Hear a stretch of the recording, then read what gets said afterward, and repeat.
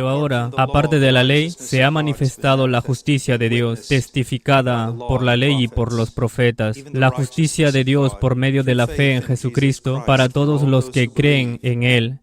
Porque no hay diferencia, por cuanto todos pecaron y están destituidos de la gloria de Dios, siendo justificados gratuitamente por su gracia mediante la redención que es en Cristo Jesús, a quien Dios puso como propiciación por medio de la fe en su sangre, para manifestar su justicia a causa de haber pasado por alto en su paciencia los pecados pasados, con la mira de manifestar en este tiempo su justicia, a fin de que Él sea el justo y el que justifica al que es de la fe de Jesús. ¿Dónde pues está la jactancia? Queda excluida. ¿Por cuál? ¿Por la de las obras? No, sino por la ley de la fe. Oremos. Padre,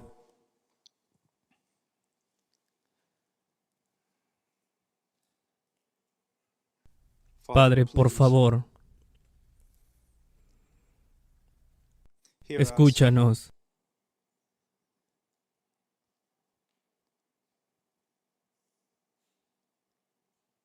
Señor, hay gente aquí que necesitan crecer en su entendimiento del Evangelio.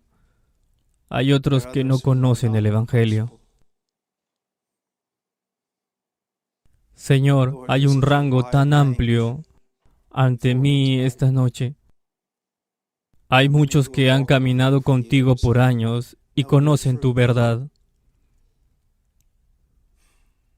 mejor que yo, pero me tienes aquí esta noche, así que, por favor, Señor, aclara tu Evangelio.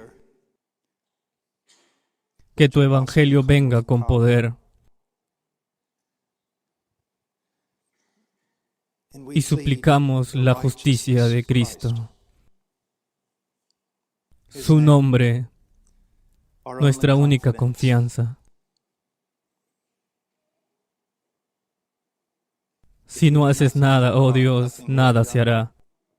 Por favor, reúnete para tu Hijo. En el nombre de Jesús. Amén.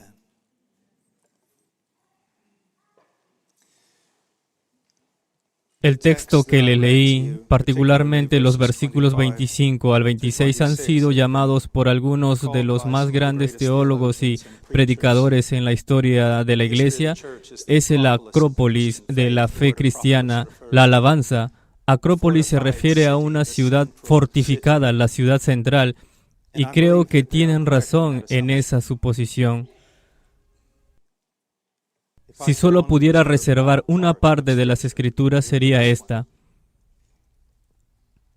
Sería este. En él vemos el Evangelio de Jesucristo. Vemos el funcionamiento interno del Evangelio, vemos la mente de Dios, vemos esa mente como se revela en su obra de redención de una manera más magnífica. Camino con la claridad inusual, debes entenderlo. Si no entiendes este pasaje, no entiendes el Evangelio. Sí, puedes entender el Evangelio de una manera muy simple y de una manera de salvación. Un niño puede ser entendido con solo unas pocas palabras, sin embargo, no están llamados a ser niños. Están llamados a ser maduros. Los loros repiten sin pensar lo que han escuchado. Pero fuiste creado a la imagen de Dios para que sepas y entiendas lo que tienes. Y deben hablar con claridad. Algunos de ustedes necesitan crecer en su comprensión de cómo proclamar el Evangelio. Y algunos de ustedes pueden simplemente necesitar conocer el Evangelio porque no lo hacen, ni intelectualmente, académicamente o de forma salvadora. Esta noche, no planeo ninguna emoción que levante la voz, aunque eso puede suceder. Pero es para exponer claramente el Evangelio de Jesucristo. Ahora, me gustaría decir otra cosa. He oído a predicadores decir durante demasiado tiempo que este país está endurecido por el Evangelio. No es necesariamente endurecido por el Evangelio. No sé quién le da ese tipo de derecho a alguien para decir tal cosa. Diré que este país es ignorante del Evangelio. Es ignorante del Evangelio porque la mayoría de sus predicadores son ignorantes del Evangelio. Entonces necesitamos entender el Evangelio. Y necesitamos proclamarlo. Así que vamos. Quiero comenzar en el versículo 23. Por cuantos todos pecaron y están destituidos de la gloria de Dios. ¿Eso te aterroriza? ¿Te ha aterrorizado alguna vez? ¿Sabes que puedes escuchar algo una y otra vez hasta que pierde su significado? Miembro C.S. Lewis y la travesía del viajero del alba. Cuando el barco se abrió paso en la oscuridad y escuchan gritos en el agua y sacan a ese hombre que está literalmente abrumado por el terror en las aguas negras y espesas. Lo jalan y los valientes soldados, los valientes marineros le dicen, hombre, ¿qué te puede asustar tanto? Y él dijo, dale la vuelta al barco, huye, huye. ¿Por qué? No tenemos miedo de que tus tontos se vuelvan a oír porque este es el lugar donde todos tus sueños se hacen realidad. Un marinero sonrió a otro y como diciendo, ¿cuál es tu problema? Y el hombre gritó, tontos, todos tus sueños se hacen realidad. Pensando en lo que se dijo finalmente, los hombres se lanzan a los aparejos de la nave y giran el barco lo más rápido posible. Lo habían escuchado, pero no lo habían escuchado, no lo habían entendido. Hoy vivimos en una cultura que se adhiere a todos han pecado y están destituidos de la gloria de Dios. Todos han pecado y ellos se ríen y se burlan. Observa que no niegan que son pecadores. No les importa. Simplemente no les importa. ¿Y por qué no les importa? No saben, no conocen a aquel contra quien han pecado. Porque tan poco se predica hoy en el púlpito moderno sobre los atributos de Dios. Jeremías deja muy claro que no hay un conocimiento superior, no hay conocimiento supremo, conocimiento preeminente por encima de esta única cosa para conocer a Dios. A veces tengo estudiantes que vienen a mí con sus doctorados y todo tipo de cosas y le hago esta pregunta. Cuando estabas en el instituto bíblico, ¿cuántos años de tus estudios teológicos los dedicaste a los atributos de Dios? Ellos dijeron, bueno, tú sabes, yo tenía una clase sistemática durante 2 semestres y creo que pasamos unos meses. Sigo al nivel de maestría. ¿Cuántos años de tus estudios de nivel de maestría estudiaste a Dios? ¿Estudiaste los atributos de Dios? Bueno, sabes, tuvimos seminarios sobre eso, que tomé, sí, semestre en sistemático y luego otro, pero atributos de Dios, no sé, 2 meses. Y voy al programa de doctorado y, doctor, ¿cuántos años llevas estudiando los atributos de Dios? El conocimiento de Dios. ¿Quién es Dios en realidad? Bueno, no elegí ese tipo de seminario. La iglesia, el mundo, tiene una ignorancia del único Dios verdadero y es mortal porque la iglesia tiene una ignorancia del único Dios verdadero y la iglesia tiene una ignorancia porque no está siendo proclamado desde el púlpito. Principios, pragmatismo, tu mejor vida ahora, cómo emocionarte y cómo permanecer así el mayor tiempo posible hasta que te relajes como un pequeño soldado de juguete. Pero ¿cuánto sabes tú de Dios, el Dios de la Biblia? El que Isaías conocía cuando dijo, en el año que murió el rey Usías, vi yo al Señor sentado sobre un trono alto y sublime, y sus faldas llenaban el templo. Por encima de él había serafines, cada uno tenía 6 alas, con 2 cubrían sus rostros, con 2 cubrían sus pies, y con 2 volaban. Y el uno al otro daba voces, diciendo, Santo, Santo, Santo, Jehová de los ejércitos, toda la tierra está llena de su gloria. Y los quiciales de la puerta se estremecieron con la voz del que clamaba, y la casa se se llenó de humo. Entonces dije, ¡ay de mí, que soy muerto! Porque siendo hombre inmundo de labios, y habitando en medio de pueblo que tiene labios inmundos, han visto mis ojos al Rey. ¿Qué? Dios. Dios. Dios. ¿Ves? Cuando escuchas que todos han pecado, no es realmente un asunto tan grave, ¿verdad? Pero lo que tienes que entender es que no has pecado contra el alcalde de algún pueblecito. Has pecado contra el Señor, Creador de los cielos y la tierra. Les dijo a las estrellas que se colocaran en sus lugares asignados y se inclinaron y adoraron. Les dijo a los planetas, te moverás en estas órbitas y no saldrás de tu rumbo. Y dijeron amén. Le dijo a las montañas que se levantaran, le dijo a los valles que se derrumbaran, le dijo al mar bravo que hasta aquí llegarás a este lugar y no vayas más. Y el mar adoró, te miró y te dijo, ven tú, y dijiste no. Y por eso en el día del juicio toda la creación se pondrá de pie y aplaudirá cuando Dios eche tu alma al infierno. ¿Es este Dios demasiado para ti?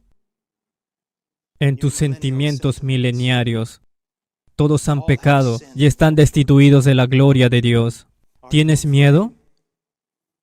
¿Que debería ser así? Todos pecaron y están destituidos de la gloria de Dios.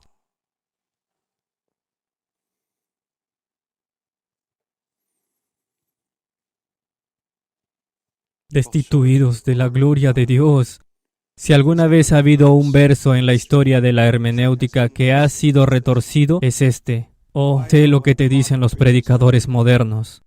Dios te ama y tiene un plan maravilloso para tu vida, pero nunca te darás cuenta de todas las cosas maravillosas que tiene para ti, porque simplemente no hubieras pecado. Eso no es lo que significa este texto. Este no es un texto de prueba para tu mejor vida ahora. Estás destituido de la gloria de Dios significa que fuiste hecho para Dios. Fuiste hecho para adorarlo, fuiste hecho para llevar a cabo su voluntad. Para eso fuiste hecho. Y hacer otra cosa es tener un miembro dislocado y quebrado y torcido. Debe ser estropeado y destrozado y hecho estúpido y sin vida como un animal. Persigues la riqueza y la fama y entretenimiento para el cual no fuiste hecho para Él. Y te encontrarás inquieto hasta que Él se deje encontrar por ti. Fuiste hecho para Él. No para tus planes, no para tus propósitos, para Él. Para Él. Para Él. Todos han pecado. Cuanto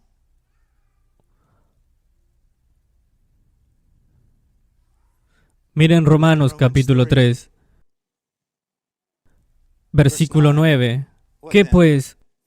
¿Somos nosotros mejores que ellos? En ninguna manera, pues ya hemos acusado a judíos y a gentiles que todos están bajo pecado. Esta es una descripción de la humanidad. Pero no mires a la humanidad como un colectivo.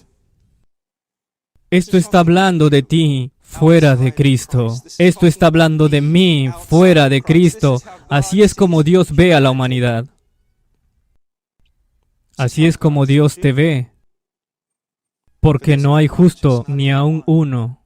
¿No es sorprendente la sabiduría de las Escrituras? Dios sabía en su sabiduría que no es suficiente decir que no hay ni un justo, porque inmediatamente el hombre volverá con una refutación. Es como si Dios estuviera diciendo que no hay ningún justo, y el hombre dice sí, pero ninguno. Nadie es justo. ¿Qué significa ser justo? La idea raíz es algo recto, un estándar, tener una norma de justicia, y ese es el carácter de Dios. Ser justo es conformarse a esa norma. Ser recto con esa norma. No ser justo es ser torcido. Otra palabra que podría usar, pervertido. Ese eres tú, ese soy yo. Esa es la humanidad ante Dios. Y aparte de la obra redentora de Dios. No sé si alguna vez has visto en América del Sur, los tenemos, pero algunos lugares en América del Norte también, donde sacas una anguila del agua y la cosa ha vivido en el barro, es una anguila de agua dulce y la han sacado y está sucio. Y girando, ni siquiera puedes agarrarlo. Es todo lo que parece una criatura horrible que eres tú moralmente. Te deja moralmente aparte de Cristo, fuera de Cristo. Ese eres tú ahora.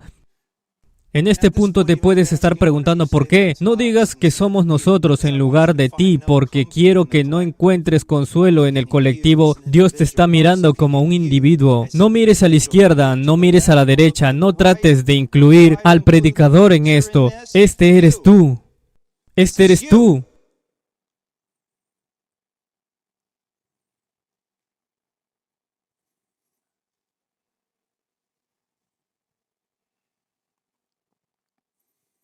Imagina la creación de Dios como un hermoso bebé, envuelto en un hermoso vestido blanco,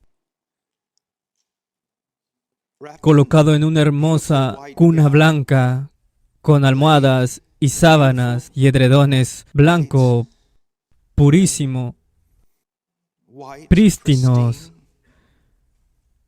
Y Dios besa la frente de lo que ha hecho y se aleja y cierra la puerta y regresa a la mañana siguiente y encuentra una serpiente. Ha salido de la cloaca sucio y miserable, estropeó toda la cuna en su hedor y se envolvió alrededor de la cosa que Dios amaba. Y lo estrangulas hasta la muerte. Tú dices, oh, esa es una maravillosa descripción de Satanás. No estoy hablando de Satanás, estoy hablando de ti. Eso es lo que el pecador es para la creación. Hemos estropeado, lo hemos arruinado. Nuestro pecado ha llevado al mundo entero a la corrupción. Y a medida que pecamos, cada pecado crece exponencialmente en su impacto en los demás. Un fracaso, un miserable, una raza malvada. No hay justo, no hay quien entienda, no hay quien busque a Dios. A menudo se dice que el hombre razonable siempre elegirá el motivo más elevado para cualquier cosa que haga. Él buscará el motivo más alto que es lo único razonable. Así que si me encuentras afuera en bata de baño o fuera de mi casa en medio de la noche y hace mucho frío y tú dices, ¿por qué haces eso? Y yo te digo, no tengo ni idea, sé que me tratarías como un imbécil. Pero si estoy parado fuera con la misma bata de baño en medio de la noche y dices, ¿por qué haces eso? Porque la casa está en llamas. Eso es sabio. Eso es sabio.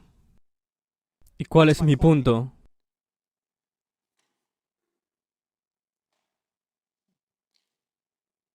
La razón más elevada, el mayor bien para la humanidad es buscar a Dios y buscar el conocimiento de Dios. Es lo más razonable, es lo más lógico, es lo más racional que se puede hacer, pero ¿qué hace la humanidad? No hay quien entienda, no hay quien busque a Dios. Todos se desviaron a una, se hicieron inútiles. Fuimos hechos para Él.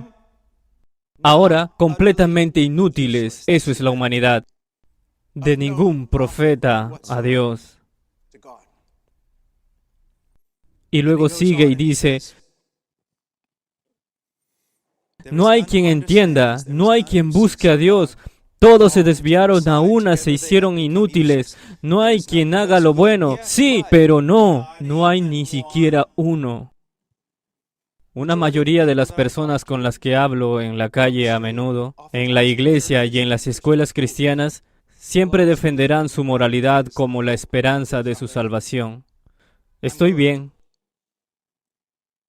Si tuviera un centavo por cada vez que alguien me dijo que era bueno, entonces Dios es mentiroso en tu opinión.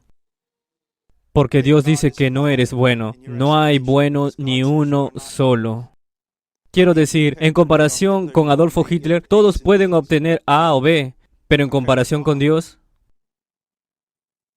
no hay ni uno bueno. No, ni uno. Y dice, sepulcro abierto es su garganta, con su lengua engañan, veneno de áspida hay debajo de sus labios.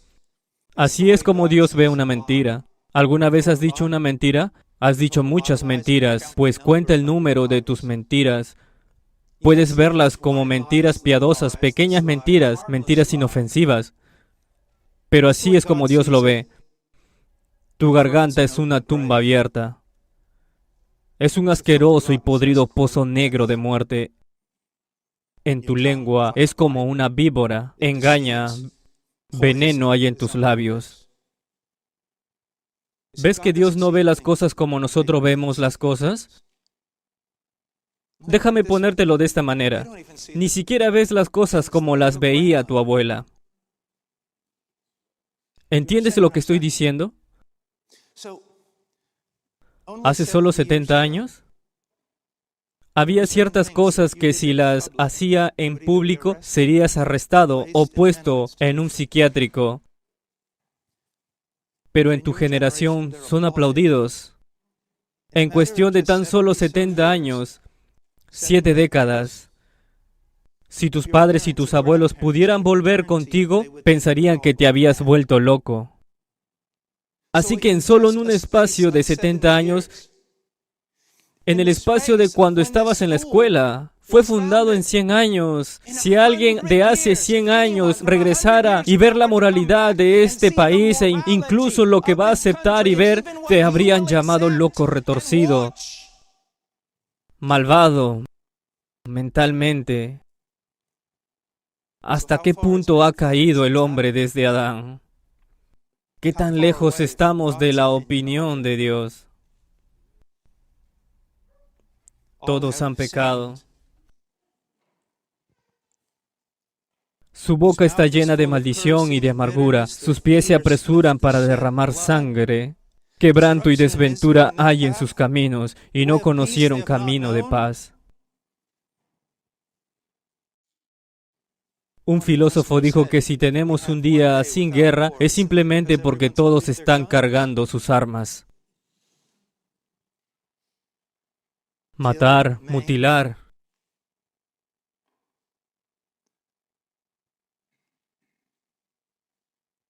Millones y millones y millones de bebés en el útero sacrificados. El número de muertos más allá de cualquier cosa que nadie ha visto en la humanidad. A los infantes.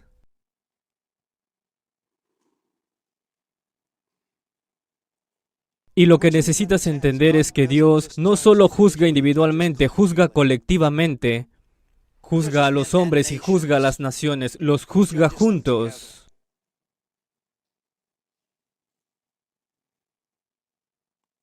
Ahora sabemos que lo que diga la ley, o el versículo 18, no hay temor de Dios ante sus ojos. Esta es la causa de todo esto. Ellos no temen a Dios.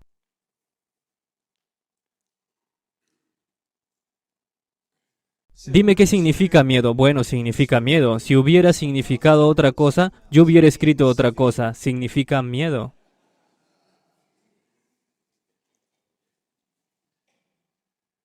No es suficiente decir reverencia. Hay un sentido de temor.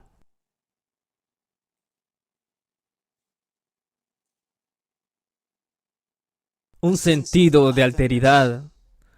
Es algo así en el libro de Apocalipsis. cuando toda la creación huye de su presencia.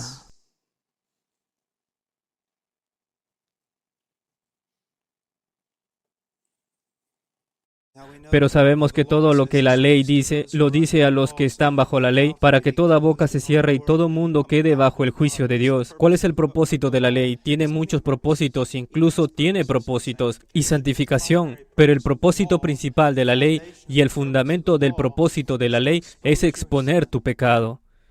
¿Y sabías que Proverbios es lo mismo que la ley? La ley te dice que eres un pecador y necesitas de Cristo. Lees Proverbios y dice que eres un tonto y que necesitas a Cristo. Ese es el propósito de la ley. Ahora sabemos que todo lo que dice la ley habla a los que están bajo la ley, para que toda boca se cierre.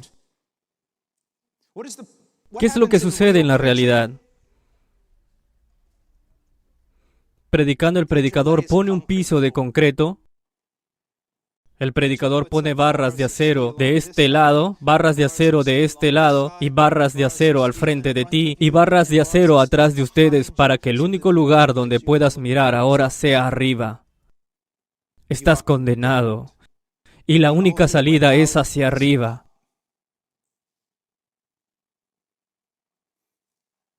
El propósito de la ley nunca es ganarte mérito suficiente para ser declarado justo ante Dios. El propósito de la ley es conducirnos al mérito de Cristo. Luego dice en el versículo 20, ya que por las obras de la ley ningún ser humano será justificado delante de Dios. Ningún ser humano será considerado legalmente justo ante Dios, delante de Él, porque por medio de la ley es el conocimiento del pecado. Ahora el tiempo va a continuar y necesito avanzar un poco más rápido, pero ahora Pablo viene con esperanza. El 21. Pero ahora, aparte de la ley, se ha manifestado la justicia de Dios, testificada por la ley y los profetas. Toda la ley, todos los profetas, todo el Antiguo Testamento, ¿qué es lo que está haciendo? Te está señalando tu necesidad y luego te está señalando al Salvador. Incluso la maldición que Dios puso sobre la creación de una manera es un acto de misericordia. Cada vez que una mujer tiene dolor de parto y cada vez que un hombre trabaja y trabaja y trabaja en vano, Dios está llamando hacia ti diciendo, caído, caído, caído, condenado, condenado, condenado, vuélvete a Cristo. Vuélvete a Cristo. Vuélvete a Cristo.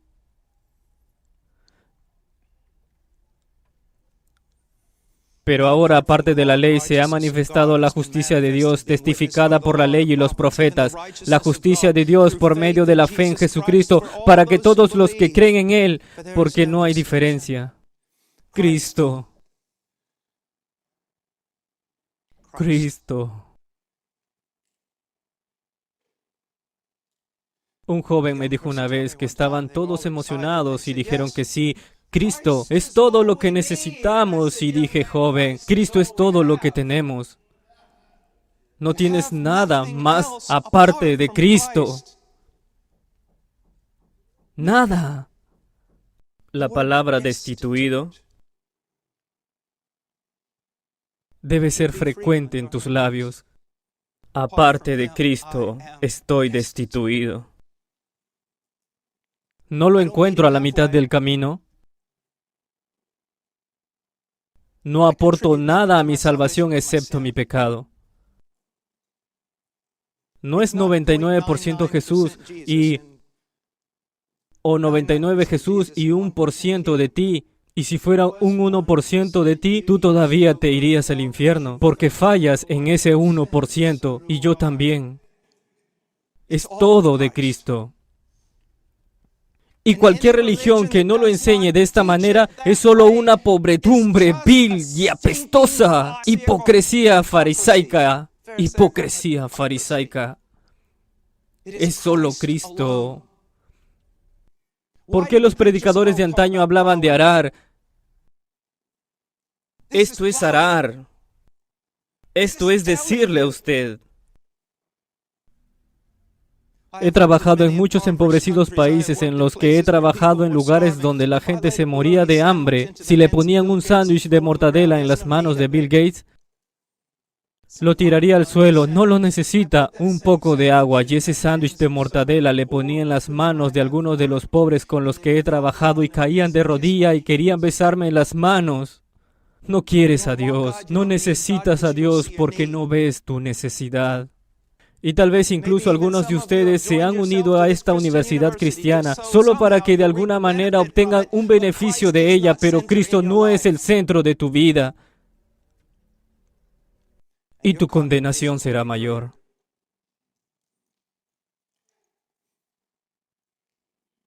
Mayor que el de las rameras y recaudadores de impuestos, porque no se juega con el nombre del Hijo de Dios.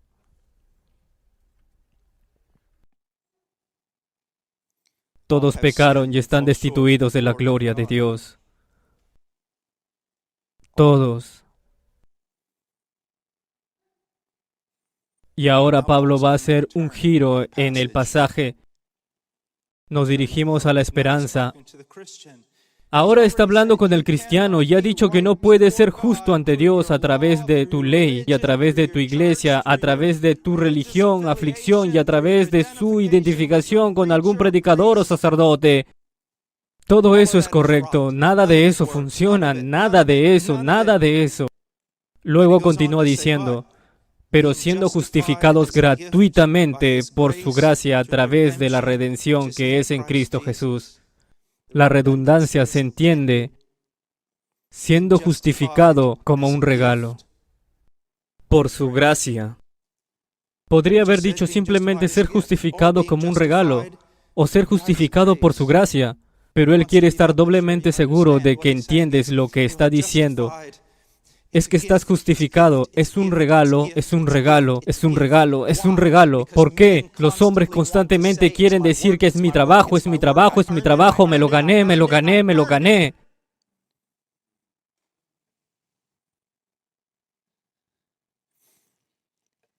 Siendo justificados como un regalo por su gracia. ¿Qué significa ser justificado? Es un término forense. Se refiere a una posición legal ante Dios, en la que en el momento en que el pecador confía en Cristo, no solo es perdonado de sus pecados pasados, presentes y futuros, sino que es revestido de la justicia de Cristo. Esa vida perfecta que vivió Jesucristo, que siempre escucho, este es mi Hijo amado. Esa vida de justicia, esa justicia personal de Cristo, es imputada al que cree y ahora para siempre. Él permanece justo ante Dios en Cristo. Mira, Cristo no es solo más grande que Moisés, es más grande que José. José no compartiría su túnica de muchos colores con sus hermanos. Jesús comparte su código de justicia con todos los que creen en Él. Los vistió de modo que estuvieran perfectos delante de Dios. Si eres cristiano aquí esta noche, tu posición legal delante de Dios es la de uno que es justo. De hecho, Dios te ve aún más justo en el cielo. Eres justo delante de Él por lo que su Hijo hizo por ti. Y es todo, su Hijo. Míralo así. Todos los hermanos nos fallamos a todos. Fracaso. Fallamos. Pero nuestro hermano mayor triunfó por nosotros. Lo hizo el Dios, hombre Jesucristo. Ahora esta palabra, justificación, se aplica comúnmente a todo tipo de religiones. Pero quiero que mires algo por un momento. Si me acerco a algunas personas que se hacen llamar cristianos, en lugar de eso, si murieras ahora mismo, ¿a dónde irías? Dirían el cielo. Yo diría, ¿por qué? Estoy bien. Estoy bien. Ok. Me acerco a un judío ortodoxo, y le digo, ¿y si mueres en este momento, a dónde irías? Bueno, tengo la esperanza de ser reunido en el paraíso, en el camino de los justos. ¿Por qué? Porque he tratado de mantener la ley.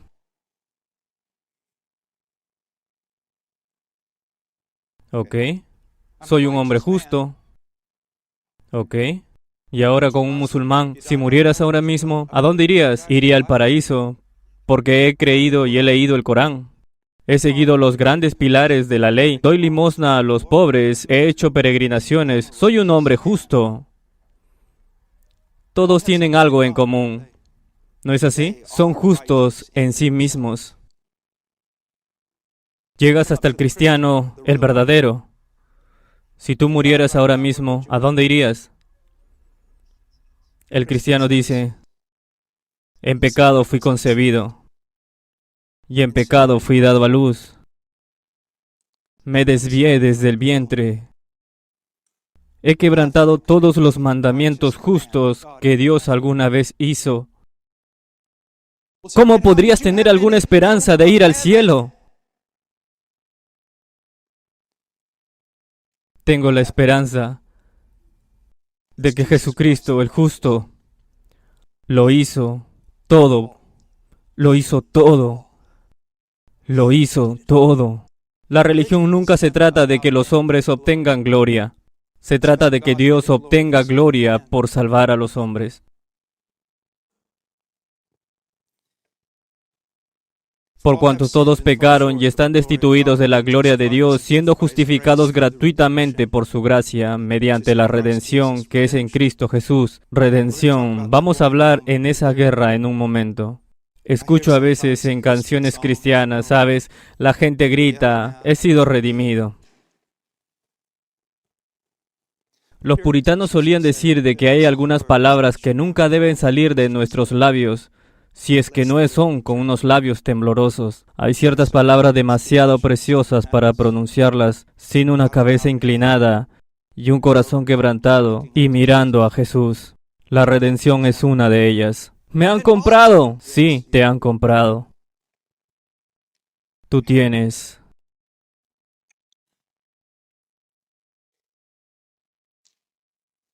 Ya sabes, la idea de redención es que tiene un prisionero, condenado, vil, preso. Tienes un esclavo, o tal vez cautivo en una guerra que se lleva a cabo en cadenas. La redención es el pago de un precio que podrían salir libres. Ahora debes entender por la metáfora, por supuesto, que el precio no vendrá del prisionero o del esclavo. Tiene que venir de afuera, tiene que ser externo. ¿Por qué la redención es tan preciosa para los cristianos? Que piensan un poco, o que son maduros y sabios. La redención es tan preciosa porque la redención fue la sangre del Hijo de Dios. Sangre que fluyó cuando fue aplastado bajo la ira de su propio Padre. ¿A quién se le pagó la redención? ¿Al diablo? No. La redención fue pagada a Dios. ¿A Dios? Sí, a Dios. Ahora aquí es donde quiero que entiendas algo. Y si no has escuchado nada esta noche, escucha esto. Esto es muy importante. Muchos de los reformadores, un número espectacular de los puritanos, piensan que William Bates y otros escribieron volúmenes masivos sobre la doctrina y hasta probablemente hace 100 años nunca hubiera escuchado un sermón del Evangelio sin que esta doctrina estuviera a la vanguardia. Y esta doctrina es esta: la armonía de los atributos de Dios. Cuando un teólogo dice que Dios es perfecto, tú piensas, bueno, Él está sin pecado. Realmente la idea aquí es que tú y yo tenemos atributos, ¿no es así? Características, y son mutables y cambiantes, y están completamente fuera de armonía. No hay armonía en nuestra naturaleza. Pero mira, Dios es perfecto, y los atributos de Dios armonizan perfectamente. A veces escucho mucho a estos predicadores tontos decir que, sabes que en lugar de ser justo contigo, Dios fue misericordioso. Así que presenta un problema teológico. Es un problema porque están diciendo que la misericordia de Dios es injusta. Eso no funciona. ¿Ves? Que Dios siendo perfecto, existe todos sus atributos en perfecta armonía. Y ahí está el problema. Porque Dios no solo ama, sino que Dios es amor. Nunca deja de ser amor. En cualquier circunstancia, porque es un atributo inmutable que significa característica inmutable de Dios. De la misma manera que Dios nunca dejará de ser santo o nunca dejará de ser justo, que Dios nunca disminuirá en esos atributos para que Dios nunca deje de ser amor. Él es amor. Pero aquí está el problema. También es solo... Él es justo. Él es justo. Y es por eso que Dios odia el mal. Lo odia con un odio que ni siquiera puedes empezar para sondear las profundidades de Él. Odia el mal. Odia el mal. Lo odia. Y tú dices, oh, sí, sí. Tú sabes, Dios odia el pecado y ama al pecador. Oh, bien, eso hace buenas canciones, pero con muy mala teología. Porque no puedes separar el pecado del pecador. Y Dios no arroja el pecado al infierno, arroja a los pecadores al infierno. Ahora solo escucha por un momento, para que no me creas del todo equivocado. Salmo 5:5.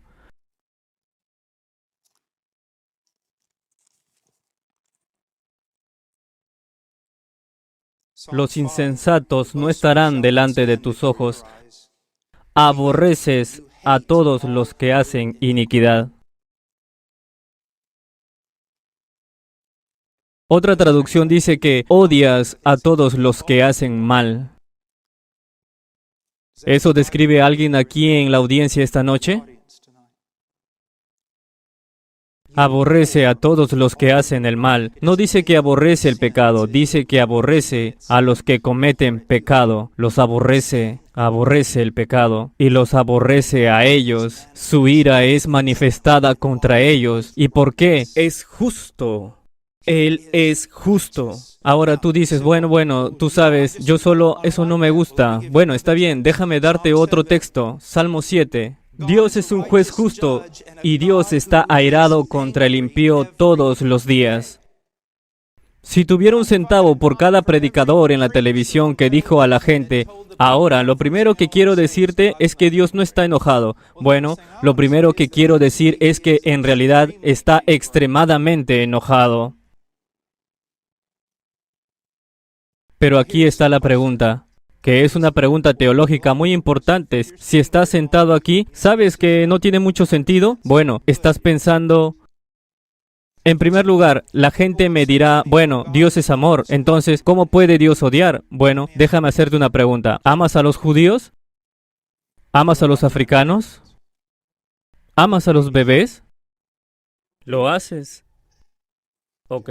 Entonces, ¿qué pasa si vienes a mí y dices, hermano Paul, ¿qué piensas sobre Auschwitz? Y digo que realmente no me molesta.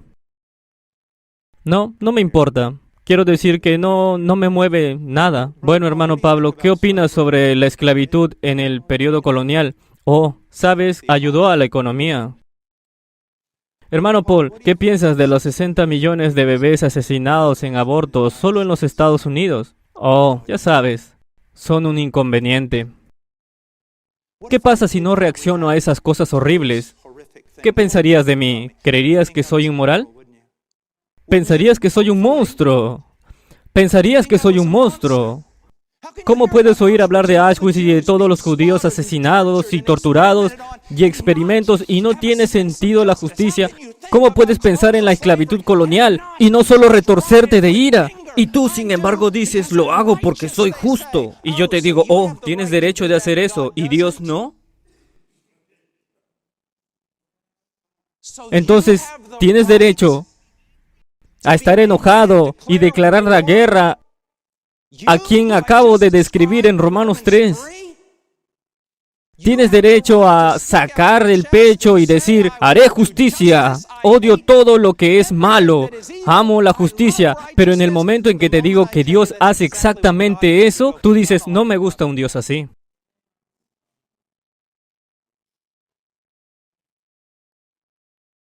Piénsalo.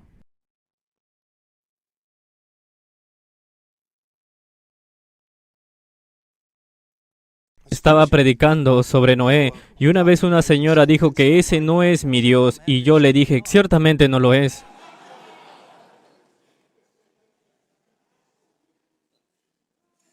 ¿Ves lo que necesitas entender? Hay ciertas... Tengo relaciones en todo el mundo, a veces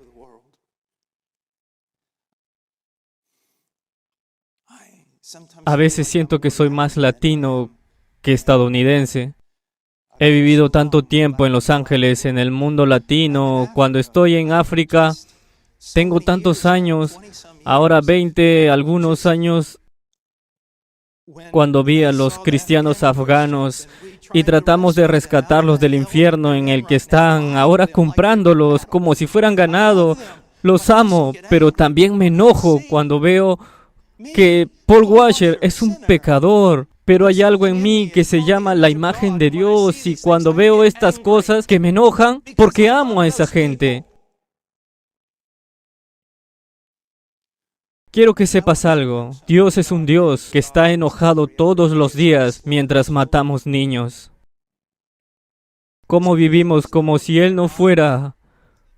Como no hay miedo ni comprensión.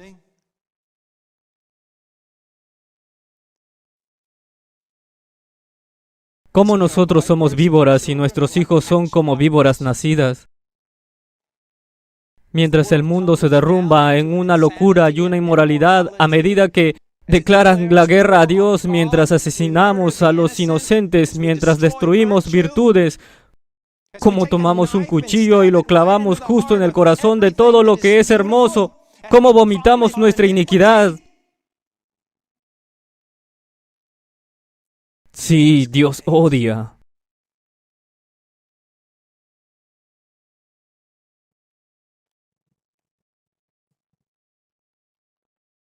¿Cómo funciona? Imagina esto. Dios en su justicia mirando a la humanidad. Dios en su justicia mirándote.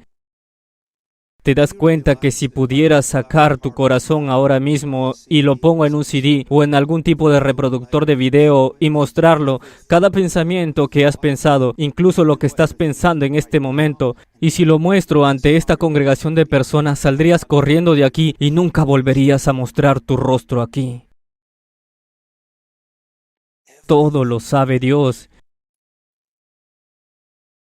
Y es como si la justicia de Dios estuviera clamando por tu condenación.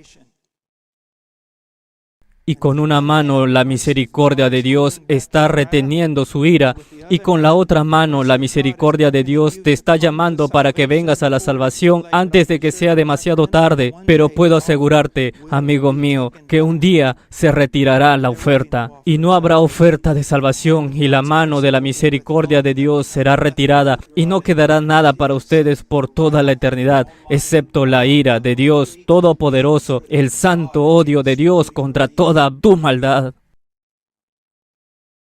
Bien, dices, ¿cómo podemos ser salvos entonces?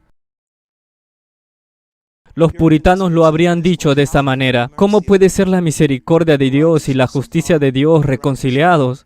Ahora, quiero llevarte a una pequeña lección bíblica y quiero que veas este problema por ti mismo. Muy claramente, en primer lugar, ve a Éxodo 34. Ahora escucha.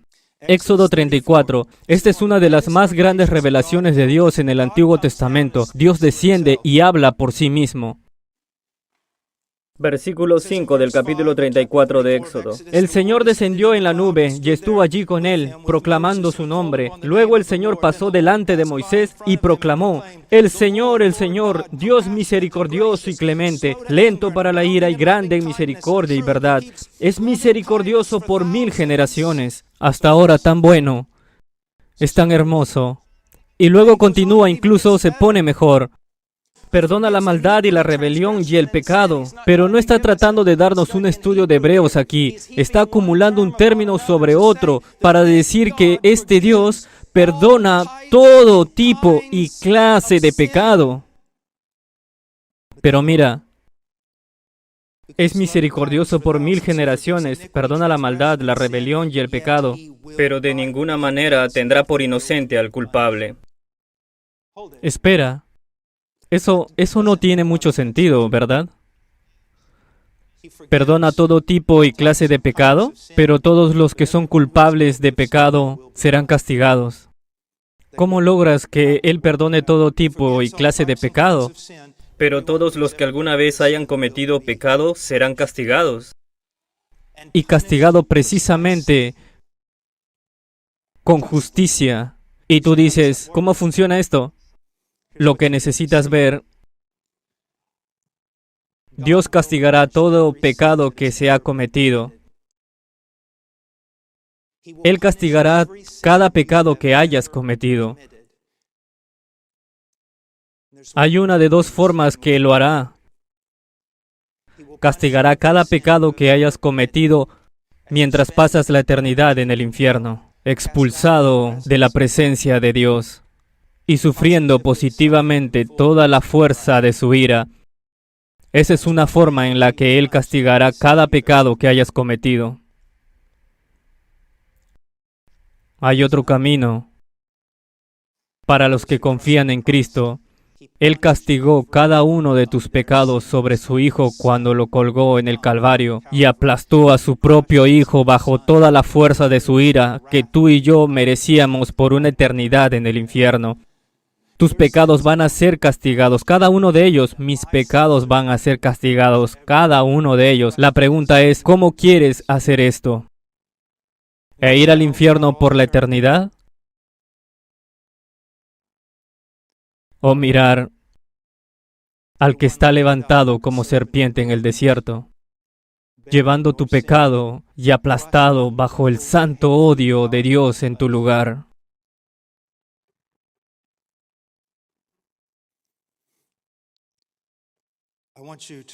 Quiero que vayas ahora a otro texto. Quiero que pienses, mira Proverbios 17:15. Dice, hablando solo de un proverbio, y dice que cualquiera que justifica al impío y el que condena al justo, ambos por igual son abominación al Señor. Ahora mira este texto, míralo. El que justifica al impío y el que condena al justo, ambos por igual son abominación al Señor. Abominación traduce una palabra hebrea que es probablemente la más fuerte que tenemos. Es una palabra horrible. Es una abominación vil, repugnante. Pero mira lo que dice: el que justifica al impío y el que condena al justo, ambos iguales son una abominación al Señor. Pero, ¿sobre qué cantamos todos los domingos? Dios justifica a los malvados. Dios justifica al impío, pero Dios dice que cualquiera que justifique al impío es una abominación para Él. Así que, ¿cómo puede Dios justificar a los impíos? ¿Ves que esa es la pregunta de Pablo en Romanos 3? ¿Cómo Dios puede justificar a los impíos cuando cualquiera que justifica al impío ante Dios es una abominación? ¿Cómo puede hacerlo? ¿Cómo puede hacerlo? ¿Y no es lo que cantamos? ¿No es? Yo estaba en pecado y Dios me justificó, y todos gritamos aleluya, pero la Biblia dice que cualquiera que justifica al impío es una abominación para Dios. Entonces, ¿cómo puede Dios justificar a los impíos y seguir siendo santo? Déjame darte una ilustración. Digamos que vas a casa en esta noche y alguien ha asesinado toda tu familia.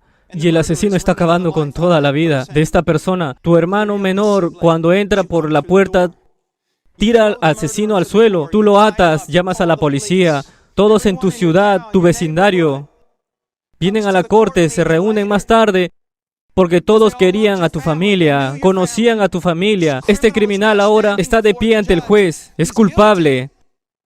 Y el juez mira hacia abajo y mira al criminal y dice: soy lento para la ira, abundante en bondad, amoroso, por tanto te perdono. ¿Qué vas a decir? Todo el barrio va a decir: oh, qué hermoso, hermosa misericordia.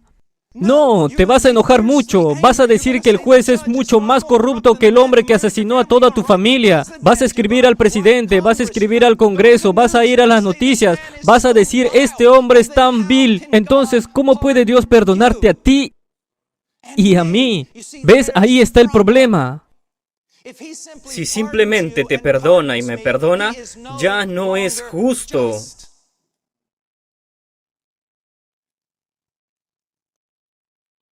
Ahora vaya un texto más, Miqueas, capítulo 7, versículo 18. ¿Qué otro Dios hay como tú, que perdona la maldad y olvida el pecado del remanente de su pueblo? Tú no guardas el enojo todo el tiempo, porque te deleitas en la misericordia. Tú volverás a tener misericordia de nosotros, sepultarás nuestras iniquidades y arrojarás al mar profundo todos nuestros pecados. Así que aquí lo tenemos. Tenemos estas personas que han pecado y merecido la justicia de Dios. Y sin embargo ahora están cantando que Dios es lento para la ira y abundante en bondad y amoroso y los va a perdonar. Pero ¿cómo lo va a hacer? Mira lo que dice. Él pisará nuestras iniquidades bajo sus pies. Sí, arrojarás nuestros pecados a las profundidades del mar. Para que entendamos bien estas canciones cristianas. Iván, sabes que Dios ha pisado nuestros pecados bajo sus pies. ¡Aleluya! Ha arrojado nuestros pecados al mar. ¡Aleluya! Esto es divertido, esto es maravilloso. No entiendes nada. ¿Crees que tomó tu pecado, lo tiró al suelo y lo pisoteó? ¿Crees que tomó tu pecado, lo enrolló y lo tiró al mar? ¿Eso es lo que piensas?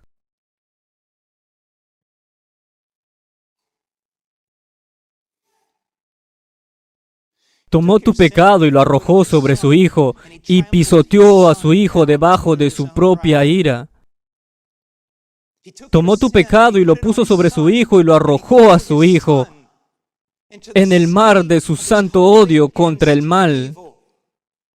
Y su hijo sufrió toda pena, todo lo que merecías hasta que pudo gritar, se acabó. ¿No ves que cuando Jesús está cruzando con sus discípulos y se desata una gran tormenta y luego Él está durmiendo en la proa de la barca? ¿Recuerdas que alguien más estaba durmiendo en la proa de una barca? Jonás. Entonces Jonás es un profeta que es un rebelde en Israel. Está en un bote durmiendo y viene el juicio de Dios. ¿Ves? Necesitas entender este texto del Nuevo Testamento. No puedes entenderlo aparte de Jonás. Así que estos discípulos están cruzando el mar con Jesús. Los líderes religiosos de la época les están diciendo que este hombre es un profeta desobediente. Se sube a una barca y se va a dormir como Jonás. Se desata una tormenta. Y creo que esos discípulos probablemente estaban pensando si los fariseos tenían razón. Es un Jonás. Vamos a morir. ¿Qué hace Jesús? Sale y dice, paz. Pudo calmar esa tormenta con el movimiento de su mano, pero no pudo quitar la ira con el movimiento de su mano. En la cruz se arrojó al mar de Dios, furiosa ira y justo odio contra nuestra maldad, y fue tragado por ella. Le da un significado completamente nuevo a esas canciones sobre arrojar el pecado al mar, ¿no es así? Ahora volvamos a nuestro texto. Sigamos adelante. Ahora esto es lo que quiero que veas. Versículo 25. A quien Dios mostró públicamente como una propiciación. ¿Qué es una propiciación? Es un sacrificio que se da a... Es un sacrificio que se da, que satisface la justicia y quita la ira. Ahora quiero que te des cuenta de algo. Dice acerca de Jesús, a quien Dios exhibió públicamente como propiciación. ¿Por qué Dios exhibió públicamente a su Hijo en ese madero? ¿Por qué no quitó el pecado en el desierto o en otro lugar? ¿Por qué Cristo colgó sobre el centro religioso del universo, Jerusalén? Como dicen los británicos, Dios lo puso en carteles, lo puso en las vallas publicitarias, lo colocó en una cruz, lo exhibió. ¿Por qué Dios exhibió públicamente a Cristo? Porque estaba demostrando algo que, si lo entiendes, cambiará tu punto de vista del Evangelio para siempre. Dios estaba mostrando algo. Dios tenía que corregir una idea que está redimiendo, pero es revelador. ¿Por qué lo presento de esa manera? Dice que esto fue para demostrar su justicia, la justicia de Dios. ¿Por qué Dios tiene que demostrar que Él es justo? Porque en la paciencia de Dios, Él pasó por alto los pecados cometidos anteriormente. ¿De qué está hablando? Así que, solo a modo de ilustración,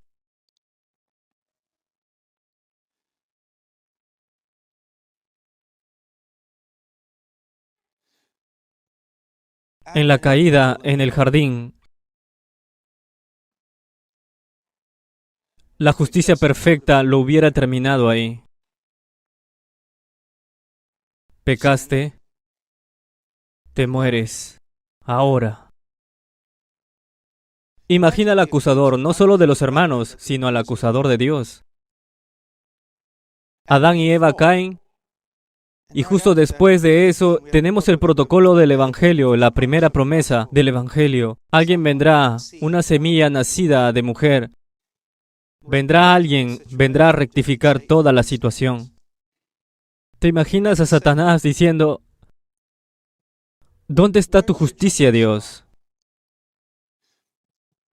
Han comido de ese árbol, deben morir. ¿Y les das la promesa de salvación? Merecen morir. La justicia exige que mueran. Imagínense a lo largo de todo el Antiguo Testamento. ¿Conoces el gran problema ético con Noé y el diluvio? Satanás diría que Noé debería haber muerto.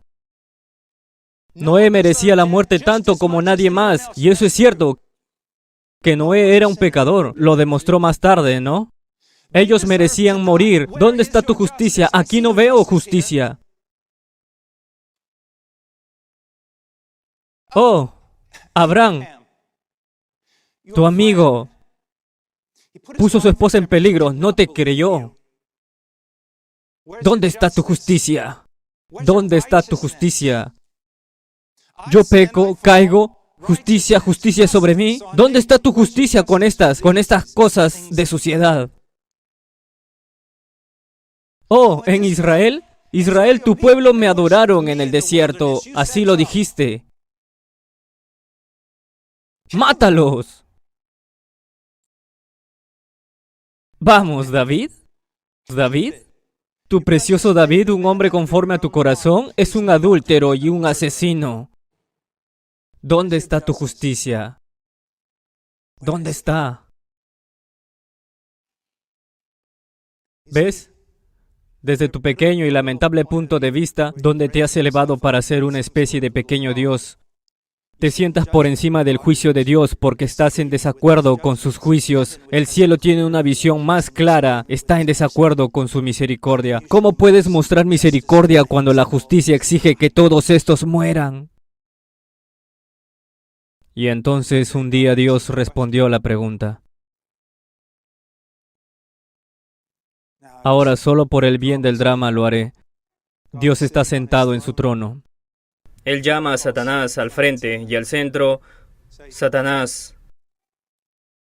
¿quieres saber cómo puedo dar una promesa de esperanza a Adán y Eva? ¿Cómo puedo mostrar misericordia sin violar mi justicia? ¿Quieres saber cómo puedo salvar a Noé y a los suyos del diluvio y seguir siendo un Dios justo? ¿Quieres saber cómo puedo llamar a Abraham mi amigo? ¿Quieres saber cómo puedo llamar a David mi hijo y perdonar todas sus ofensas? ¿Quieres saber? Muy bien. Mira Jerusalén y mira esa cruz donde mi hijo ahora muere por todos ellos. ¿Ves eso? ¿Ves eso? Dices que somos salvos por la fe. Tu fe no significa nada si no hay expiación por tu pecado. Si la justicia no se satisface, no importa tu fe. El pecado tiene que ser quitado, la justicia de Dios tiene que ser satisfecha. Y eso fue lo que pasó en ese madero. Para que tengamos a Cristo en el jardín y grita 3 veces, deja pasar esta copa de mí, deja que esto pase de mí, deja que esta copa pase de mí. Lo que había en la copa. Escucho a estos predicadores, especialmente en Semana Santa. Dios mío. ¿Cómo puedes escuchar estas cosas que hablan de los clavos y la corona, y la lanza y las palizas y todo lo que era un aspecto de la revelación de la ira de Dios sobre su Hijo? Pero lo que necesitas para entender lo que había en la copa. Escuchen esto, porque así dice el Señor, el Dios de Israel, así me dice, toma esta copa del vino de la ira de mi mano, y dar a beber a todas las naciones a las cuales os envío, beberán y se tambalearán y enloquecerán a causa de la espada que yo enviaré entre ellos. ¿Quieres saber lo que había en la copa? Estaba la ira de Dios Todopoderoso contra ti. Su espada estaba en la copa. Eso es lo que estaba en la copa. Por esas horas de oscuridad. ¿Por qué oscuridad? Quería mostrarlo y luego, de repente, la oscuridad. Yo no creo que haya sido un día nublado. Yo creo que es la misma oscuridad que habrías visto en Egipto cuando un hombre no podía ver su mano delante de su rostro. ¿Por qué? Porque Cristo no podía tener consuelo mientras colgaba de ese madero. No podía mirar ni siquiera a las mujeres. Juan desde lejos se sentó, incluso las mujeres llorando. Juan desde lejos, él estaba encerrado para sí mismo. Nunca había un hombre tan solo, tan encerrado, y como oleadas tras oleadas de la ira de Dios que destruye al mundo cae sobre su cabeza. ¿Nunca lo has leído? Le agradó al Señor aplastarlo.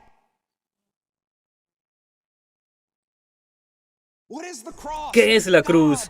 Dios aplastando a su Hijo bajo su ira, como su Hijo lleva el pecado mientras su Hijo cuelga en tu lugar. Y siguió, y siguió, y siguió. Fue encerrado en eso como abajo. Fue encerrado en eso como abajo, después de haber subido la ira de Dios. Y creo que ningún hombre ni arcángel, no importa quién, nadie más que la mente de Dios comprenderá lo que alguna vez, lo que Cristo sufrió en aquella cruz, esas horas de oscuridad.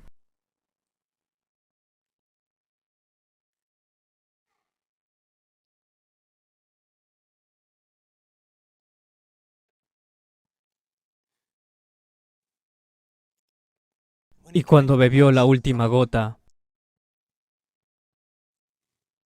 y dijo que todo había terminado, y le dio la vuelta a la copa, y no salió ni una gota. ¿Te das cuenta de esto? No queda nada de la ira de Dios para los que se encuentran escondidos en Cristo. No queda nada de la ira. No queda nada de la ira. Incluso cuando disciplina al cristiano, lo hace en el amor. Todo pecado pasado, presente y futuro ha sido pagado. Porque tu hermano mayor, por tu campeón, el campeón de Dios,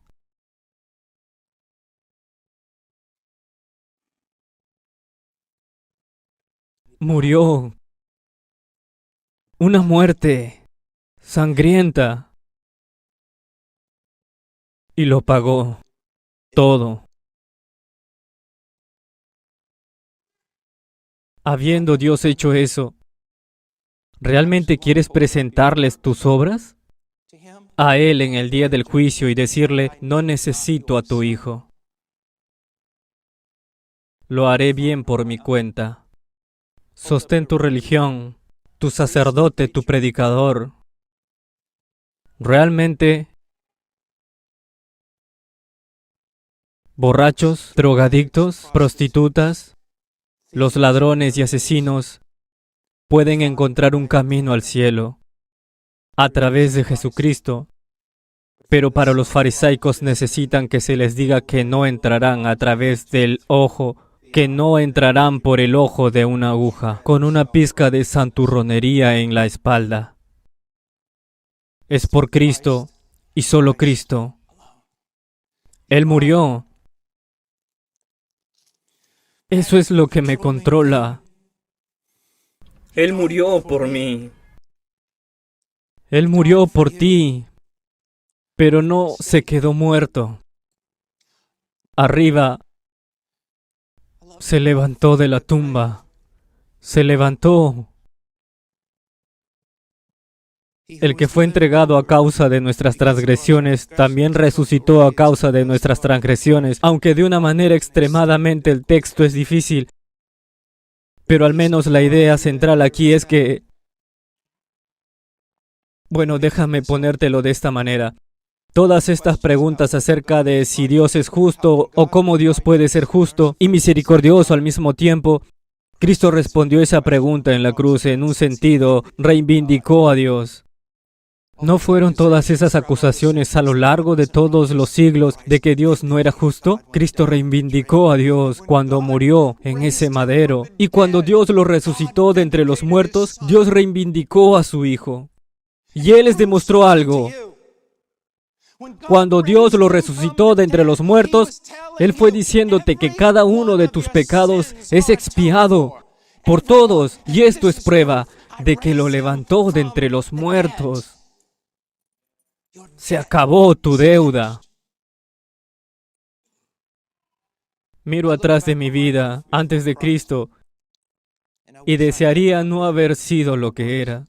Y quisiera no haber cometido los pecados y los crímenes que cometí contra un Dios santo y contra la gente. Pero de otra manera casi aplaudo que fui vil. Agradezco. Lo agradeceré si me hace ver cuánto necesito a Jesús y que no tengo nada para Él. Llegaremos al cierre. Quiero leerte uno de mis pasajes favoritos. Los reformadores. Es mesiánico según los rabinos. Cristo ha resucitado de entre los muertos. Y 40 días después asciende el hombre. Dios, sí, pero el hombre.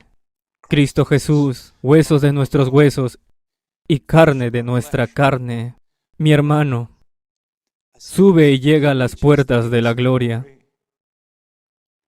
a las puertas del cielo. Y esto es lo que dice. Alzad, oh puertas, vuestras cabezas, alzad puertas eternas, para que entre el Rey de la Gloria.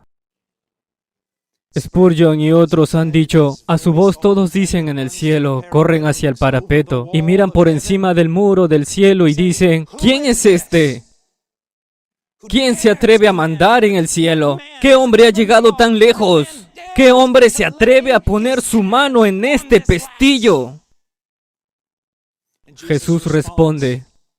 Ellos preguntan, ¿quién es este Rey de la Gloria? Jesús responde, el Señor fuerte y poderoso, el Señor poderoso en batalla. Alzad puertas vuestras cabezas, alzad puertas eternas, para que entre el Rey de la Gloria. En ese momento Él abrió esas puertas, no por gracia, sino por su propia virtud, su propia justicia. Triunfó donde todos habían fracasado. Adán fracasó. Todos los descendientes de Adán fracasaron. Pero luego viene el Mesías, Cristo, el Rey, y prevalece. No solo obedeció a Dios de forma perfecta en todo aspecto de la ley, sino removió el pecado a través de su propia muerte. Resucitó de entre los muertos y ascendió al cielo y mandó que se abrieran esas puertas para nosotros. Cuando entró por esa puerta, todos en el cielo cayeron al suelo. Sube los escalones del trono de Dios. El hombre Cristo Jesús, hueso de tus huesos y carne de tu carne. Y se sienta a la diestra de Dios. Y podría suponer que Dios lo miró y dijo, consumado es. El Hijo responde, Padre, efectivamente, consumado es. ¿Lo ves? ¿Realmente? ¿Podría haber algo más grande? ¿Puede haber algo más grande que eso? No es un cuento de hadas, no es un mito. Es un evento histórico.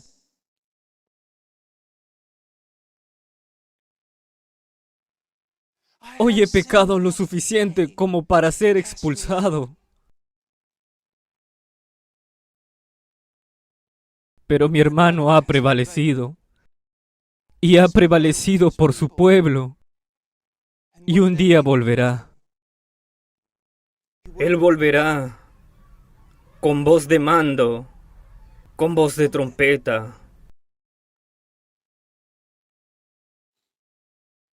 ¿Qué deberías hacer? Si no lo conoces, ¿qué deberías hacer? Cree en el Señor Jesucristo y serás salvo. Arrepiéntete de tus pecados y cree. ¿Cómo sé si me he arrepentido? ¿Ves tu pecado? ¿Lo ves? ¿Se ha desvanecido de ti toda esperanza y autosuficiencia? ¿Te ves condenado y odias lo que te condena? ¿Quieres ser libre de eso? Sacúdelo como si fueran ataduras. Lávalo como si fuera suciedad. Cree en el Señor Jesucristo y serás salvo. Confía en que lo que Él hizo en aquella cruz es suficiente para ti. Reconoce que no has aportado nada a tu salvación, excepto con tu pecado, y que Él lo hizo todo. Te aferras a Él. Le he dicho a la gente, corre hacia Él, pero no tengo fuerzas para correr. Camina hacia Él. No tengo fuerzas para caminar. Gatea hacia Él. No tengo fuerzas para gatear. Entonces simplemente cae sobre él. Cristo. Necesito terminar, pero este es el dolor del predicador. Lo enloquece, lo vuelve apocalíptico.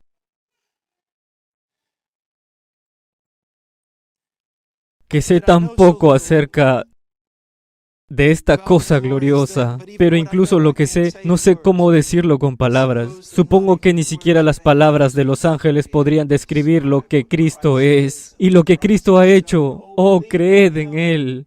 Ustedes jóvenes, no desprecien su vida, no desprecien sus vidas. Síguelo.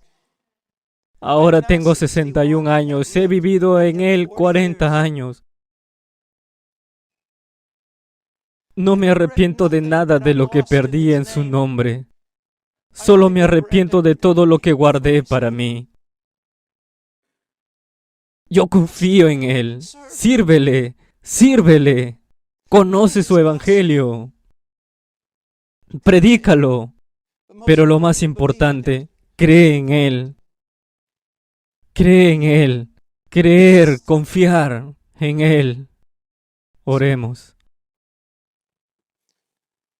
Padre, gracias por tu palabra. Gracias por tu Hijo. Oh Dios, su belleza casi duele.